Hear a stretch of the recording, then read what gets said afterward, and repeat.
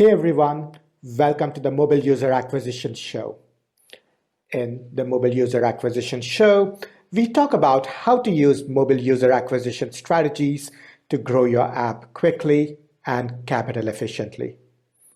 The Mobile User Acquisition Show is presented by me, Shamant Rao, mobile growth leader and founder and CEO of the mobile growth consulting firm Rocketship HQ. Each episode includes strategies, tips, and pointers from the leading edge of mobile user acquisition that you can use to unlock tremendous growth for your app in a sustainable and capital efficient manner. Our guest today is Colette Nataf, CEO and co-founder at Lightning AI. Lightning AI helps advertisers find audiences and advertise to them on Facebook and Google. Lightning AI has worked with more than 500 ad accounts and managed more than 100 million in ad spending. I'm excited for today's episode because Colette is among the few folks who has transitioned from a user acquisition service to a product. She has not only taken what to many can be a very significant leap, but she has also grown her business at Lightning AI very, very substantially since then. Additionally, of course, she's always been a source of amazing and great advice to me, and I couldn't be more thrilled to feature her today.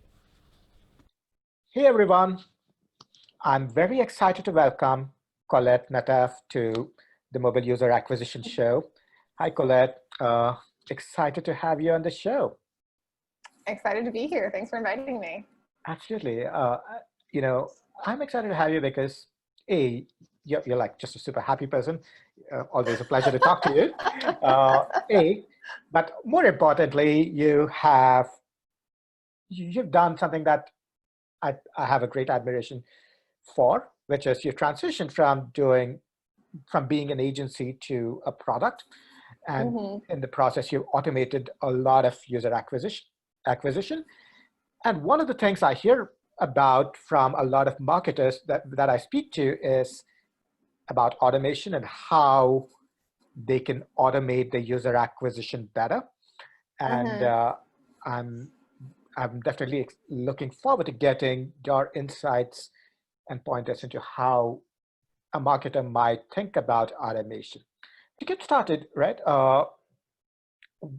When you transitioned from being a service focused to automation focused, what were some of the key opportunities you noticed that inspired you to say, maybe we should start to productize some of these things. Maybe we should start to automate. What were some of the first opportunities you noticed as a marketer? When we started working on what eventually became Lightning AI, the things that we were automating were 100% different. So I think that, what's been interesting to see both as a marketer and as a business owner is that, things really do change very quickly. And so really when we started thinking about automation, it was because we were just doing the same things over and over again, and it was driving everybody crazy. So the biggest problem that we were facing on Facebook was that we were working with companies who didn't have enough data to optimize towards purchase events. They were optimizing towards like add to cart or whatever the event was right beforehand. And they needed to have bid adjustments placed based on the conversion rate from add to cart to purchase for each of their individual audiences. And we were going in manually and doing this every day. And it was like, first of all, it was highly inaccurate because we're just doing this manually and people make mistakes all the time. And it was just, honestly, it was just like a huge pain. It's just not fun to go in and use Facebook Manager and try and like import and export and get random errors or like who knows what was happening. Everything felt like it would go wrong all the time. Yeah, interesting. So this was very much scratching your own itch. Like, look, this is so time consuming. Let's see if there's a better solution, right? And what were some of the first steps you took to automate some of the stuff? Yeah, absolutely. So, I mean, really the very first thing that I started doing was thinking about my own process. Yeah, So for me, it was understanding what are the steps that I'm taking as a human and as a marketer every single day. yeah, What of these are repetitive, and which of these need to have some kind of actual human intelligence behind it. yeah. Because there are some things that I think as marketers we just use our gut and kind of feel like we know the answer. There is still a little bit of art behind it, but I think there's also a lot of science. And so it's really those things that feel very scientific, where you can kind of start by saying like, what are the steps that I'm taking? That becomes an algorithm, and that's what we can teach computers how to replicate. Right. So what you're saying is, if there's a marketer that is wondering where to begin, it might be a good idea for them to map that process out Mm-hmm. and see what is it they're doing multiple times. If they're changing Yeah. bit 20 times a day, maybe there's, it's like if you're hitting spend caps, reduce bit 10 by 10%, that's an Mm-hmm. easy route, right? That can be automated. Yeah.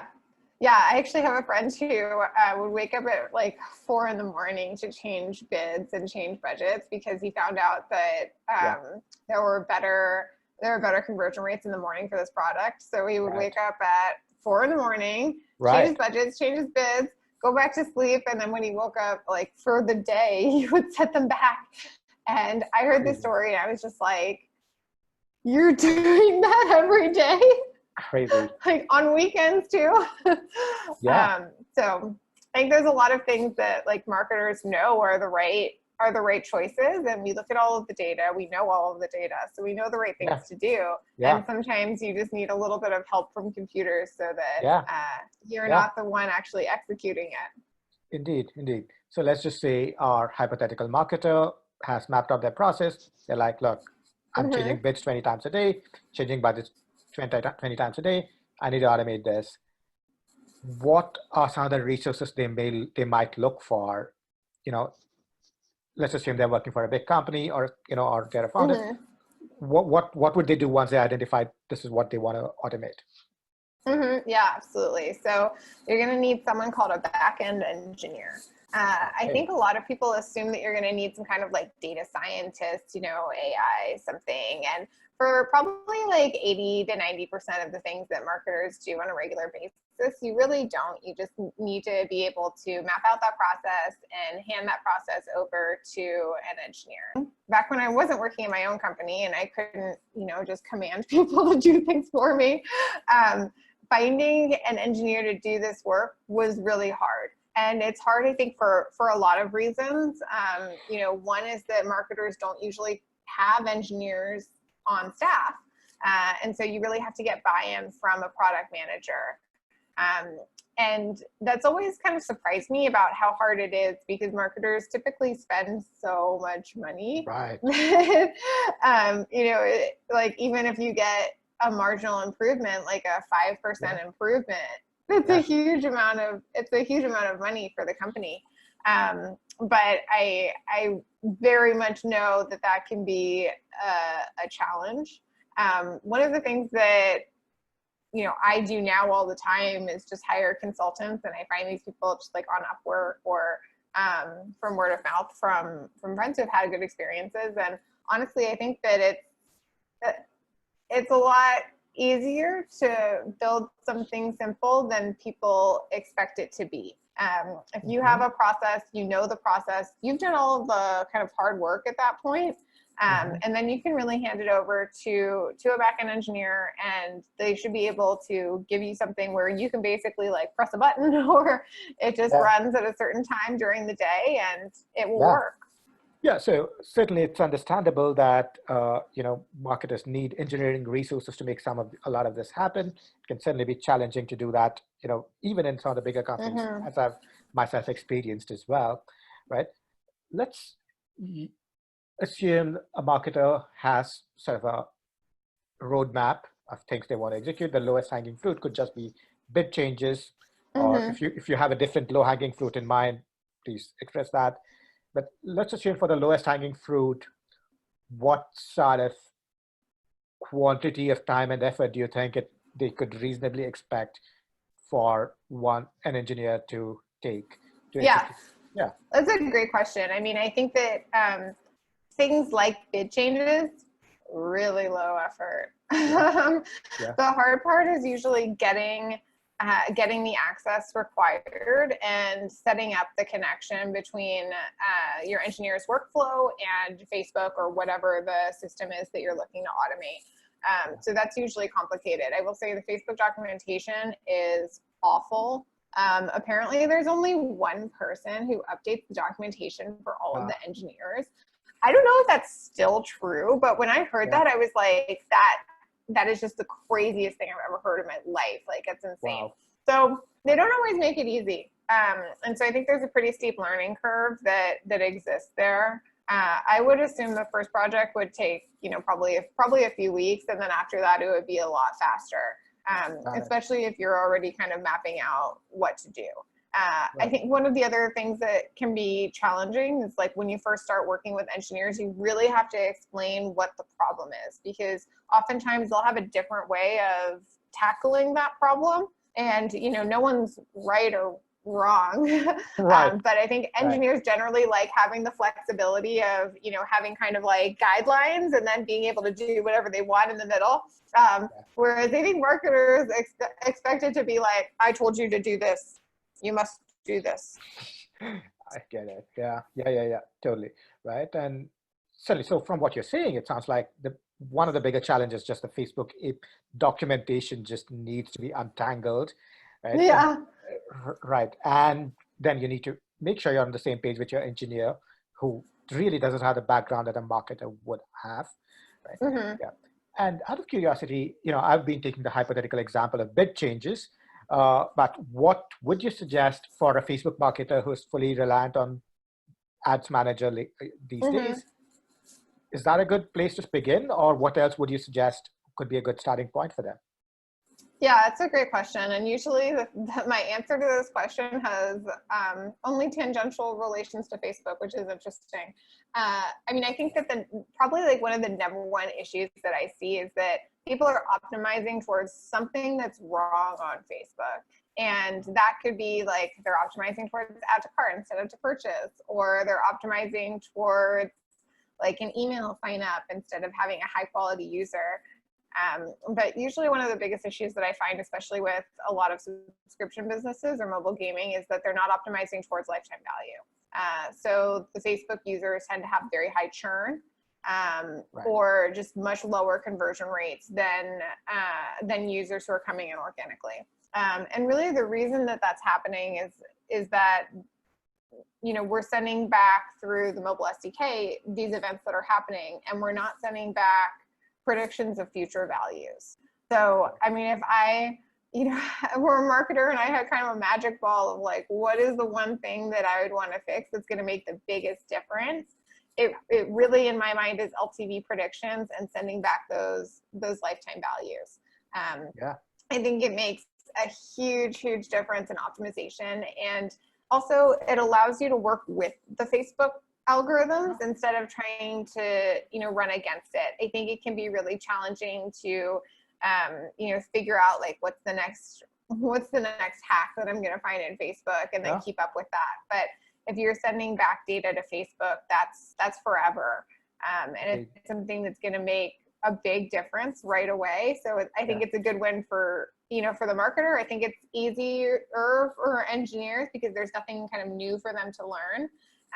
And I know that engineers complain like constantly about installing SDKs, but I promise you that once they're installed, it really isn't that hard. And I feel like engineers are gonna come at me with like pitchforks for saying that, but like it really isn't. It's honestly the same as installing a pixel on a website. And I know a lot of marketers know how to do that because we've had to learn where that goes and how to put it in. It really is just like copying a few lines. Interesting. And if a marketer's like, right, we need to optimize for LTVs. Right. So in terms of just automating some of that stuff or just fixing that in their process or workflow, where might they begin? Yeah, so I mean, obviously, first you're going to need some kind of LTV prediction. So Right. that's probably the most complex part of all of that, is actually being able to understand like what is the future LTV, Right. and what are the leading indicators of it. Because obviously, the sooner that you get those indicators, Right. the better that it's going to be. Usually when I work with, especially mobile gaming, they're not able to predict LTV as soon as somebody makes their first purchase. So typically what I recommend is like, just count that first purchase as purchase, no problem. And then as soon as you can estimate the LTV, just send that back through. Right. So whatever event allows you to figure out the LTV, Right. just send that back through. Also as purchase, Right. also with the value, and Facebook will figure it out. I mean, value Yeah. optimization works. Yeah. So, Absolutely. you Absolutely. should be using these features that are already integrated into Facebook, and Sure. work with the system instead of against it. Certainly. And, just to switch gears a bit, uh, one of the things that comes up when I speak to marketers about potentially automating a lot of their stuff is they wonder if there are certain kinds of apps or products that are not good candidates for automation. And one Mm-hmm. frequent case I hear is if the CPA is extremely high, $100 to $200, and they're like, look, I just hardly get any signals. Is Yeah. that, in cases like that, would you say that's just a bad candidate for automation, or are there other ways that they could be thinking about this? Yeah, I mean, I think it's a great question, and we really started off by working with those types of customers. Yeah. I think there's a few things that you can do. One is, again, try and find those early indicators and sending them through. So if you can predict potential conversion rates, based on some kind of early signal on your website or in your mobile app, and then send that value back to Facebook, you're probably going to be a lot better off. You'll be able to kind of like fake it with more events. This Right. is something that we do with B2B SaaS companies in particular. They'll be able to predict lead scores based on the email address of a person. They look at like your company name, and then they figure out, what's the potential lead score based upon the information that we can ascertain from the company. Right. And so bigger companies tend to have like higher lead scores, Yeah. industry, whatever. And so they're actually sending that value back at the time of email submission, because if we waited for purchase, it would be like, Yeah. sometimes 6 months. Yeah. So there's just Yeah. no way. And that, allows them to have CPAs that are much lower and have events that they can use for optimization. So, I mean, I think that's usually the recommendation that I give, is like, what can you do that's higher up funnel where you can make predictions about the future, send that back through as a value to Facebook, Right. and then use value optimization. But the core of what you're saying, it is true. I mean, if you don't have enough data, there's kind of your hands are tied. Yeah. And I mean, you can still, if there are things that you're doing every day, you can automate those things. But if you have a low budget, if you have high CPAs, probably what you're doing is just running broad audiences on Facebook, and Yeah. it's probably working well enough. Certainly, right? And that does make sense, right? You could certainly optimize for upstream events, but that's really all you could do potentially, right? And, you did speak about how it's helpful to get, it's important to have engineering resources to build out a lot of the automation. What might be some of the things that a marketer could do in terms of educating themselves and becoming more ready to handle more automation? Yeah, absolutely. I mean, the first thing that I would say is like, take a data analytics class. So whether that's called data science or, like stat 101 or whatever, I think that the best thing that you can do to start educating yourself is really understand how you think about data, how you think about numbers, and how you think about these processes. Because I don't think it's super important that marketers, figure out how to like avoid and circumvent the engineers, which is what I did. I think it's more important that, you really understand the processes behind it and the way that these people think. Because the more that you understand like how to communicate with engineers and how to communicate with data, the better off you're going to be. Interesting. Is there an example that comes to mind about, what is something a marketer that is somewhat plugged into how data works would do as compared to somebody who wouldn't be plugged in? Yeah, absolutely. I mean, I think that the biggest thing that I can find that I think of is like, if you're a person whose brain just kind of works in a way where you say like, I'm going to make these sets of tasks, and every time I do like whatever budget changes, like these are the things that I look for. So when my very first job in marketing was at Expedia, and I was all about like, how do I find rules that I can, make decisions kind of without clouding my own judgment with my own thought processes. Right. So, like if the cost per conversion is within this range, and if we're spending this much, and if we're getting this many like clicks, then increase budget. Right. Or, conversely, like decrease budget. And I think that those types of thoughts and that type of mentality is super, super important when you're thinking about what can you automate, and how do you work with engineers in order to create that automation. Interesting. It's almost about cultivating that mindset as much as getting any hard skills around data analysis, right? Yeah, absolutely. I think it's a lot about, I think it's a lot about how you frame, yeah. how you frame what you're doing, how you think about what you're doing. And, honestly, like it's very challenging to learn how to code. I did that, and it was not a good choice. Yeah. So yeah. I tell people all the time, like, you come up with the algorithm, you come up with the way that something should be done, and then hand it off to somebody who like, that's their full-time job. Like they're just going to be better at it than you are. And some people have a passion for coding, and for those people, like, good for you. You do that, like, go join Wish and like be a marketer, be like a marketer, which is just an engineer at this point, and like learn from them. But I think for most of us, like, coding is probably not going to be our number one skill. It's probably going to be marketing is our number one skill. Indeed. So indeed. You can really stay in that, learn how to work with data, learn how to work with these algorithms, and then bring an engineer in. And I think it's going to be a lot more effective. Indeed, indeed. Yeah, that completely makes sense. To switch gears a bit, right? Again, we've talked about a couple of things that, marketers could automate or work with engineers to make more efficient. And one area that it would appear can be somewhat challenging to automate is audience prospecting. And I know your team at Lightning AI focuses quite a bit on automated audience expansion. Right? So I imagine this is something you have perspective on. And I would imagine this can be challenging just because Facebook constructs audiences under the hood. You don't really know, hey, if this user, and this is an example I'm making up, but if this is a user who likes, or Game of Thrones, they will also like something else, right? So that's something you just don't see how Facebook's making that connection.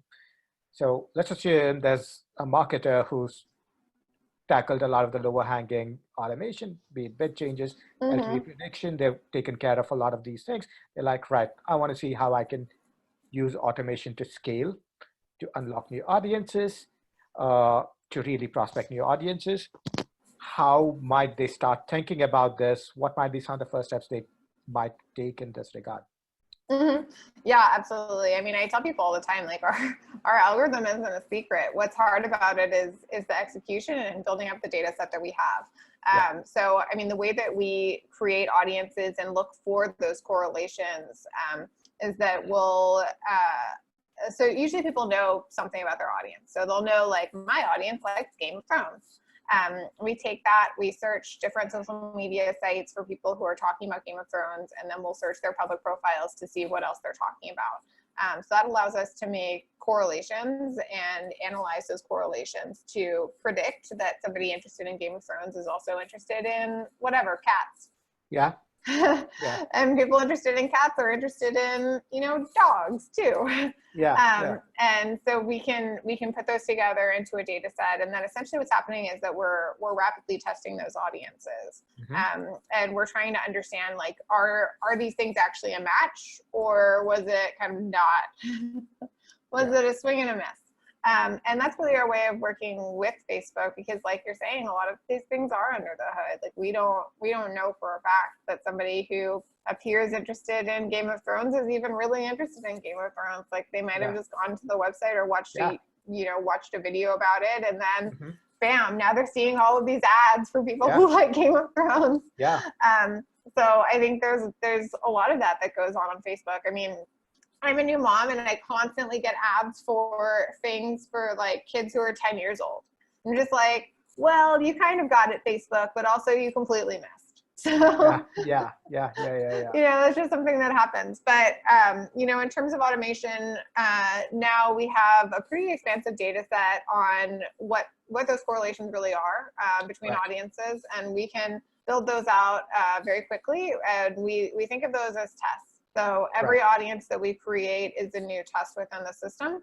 And if it works, well, great. It stays running. And if it doesn't work, gets turned off really quickly so that we're not spending additional budget there. Sure. So if a marketer is looking to, build in more automation in their audience expansion, interest expansion, they might want to consider building as much learning internally as possible. Is my user, like, if I'm a mobile game, if my users like Game of Thrones and cats, are they my best users, right? So the stronger the correlation they cultivate, you're like, right, then maybe people who like dogs are negatively correlated, So I think, so what you're saying is the larger the set of interests is, the more correlations they can build up within that, the better the predictions will be. Right? Yeah, absolutely. I mean, I'll also say, like, my favorite examples always are when people use the information not just to lower their CPAs or to expand out their marketing and maintaining the same CPA, or, you know, kind of whatever, like, numeric goal, but actually when they take that information and apply it back to their product or back to their creative, that's kind of when everything really starts to sing well together. And I think that's when it gets really exciting, when people can take away something about their audiences and really know and learn from that. We work with a skincare company, and their best audiences are people interested in travel. But, you know, they were able to take that, they make different creative for people interested in travel, and they could put that all together and build out a better brand from that. And now not only are you, expanding your audiences, finding new users, maintaining low CPAs, but you're actually able to affect the final outcomes from that. So I think it's really exciting when people and computers can work together. Yeah, that's interesting. So you almost look at the audience and you make the creative based on that, right? Yeah, exactly. Interesting. And I can see why that would absolutely work. And speaking of creatives, some would think creatives are an area that can't be automated, right? And obviously that's like a blanket statement, but are there elements of creative ideation or iteration that lend themselves to automation that marketers should be thinking about? Yeah, absolutely. I mean, I think that one of the things that's really interesting when people talk about creative automation is, like, the idea that they don't have a set template that they use all the time for all of their ads, because probably they do.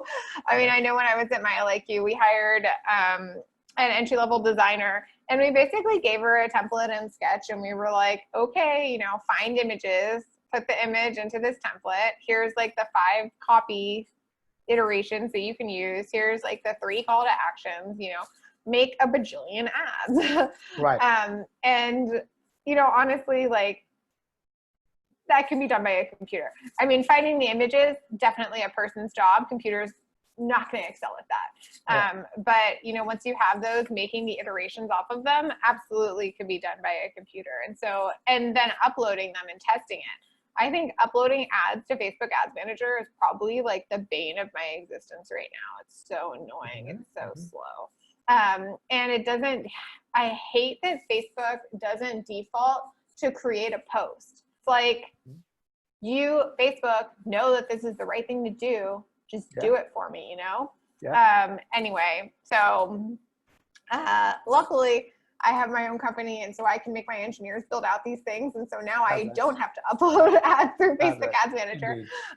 But you know, it's definitely something that that I think can really make an impact for people, is just having a way to upload these ads, and also a way to really scale them out. So you're not just making like 1 or 2 at a time, but you can make really a whole bunch and not drive someone crazy. Indeed, indeed, indeed. And especially iteration based on common templates certainly is something that could lend itself to automation fairly easily. Colette, this has been incredibly insightful, as it is every time I do speak to you. Yeah, thank you so much for being on the Mobile User Acquisition Show. As we wrap, could you tell our listeners how they could find out more about you and everything you do? Yeah, absolutely. So you have kind of 2 options. One is you can go to LinkedIn, search for me, Colette Nataf, and if you message me, I will probably respond, unless it's a sales email, in which case I will probably ignore you. But I'm there if you want to have a direct chat, or you can go to my website, lightningai.com. You can sign up if you want to see what the experience of Lightning AI is like with automation for audience testing. Or you can chat with anyone from my team in our little chat modal. And, you know, we're here to talk about automation, here to talk about Facebook, here to talk about. Thanks. Thanks. And you also do write fairly prolifically on Medium, which certainly I'm a fan of. So please check out Colette's writings on Medium. Certainly something I find very inspiring. All right. Oh, all right, thank Colette. you so much. All right, Colette, thank you again for being on the show. Yeah, thanks for inviting me. This has been fun. For more tips, pointers, and strategies from the leading edge of mobile user acquisition, subscribe to our YouTube channel right here, or check out our blog, rocketship.hq.com/blog. Thank you.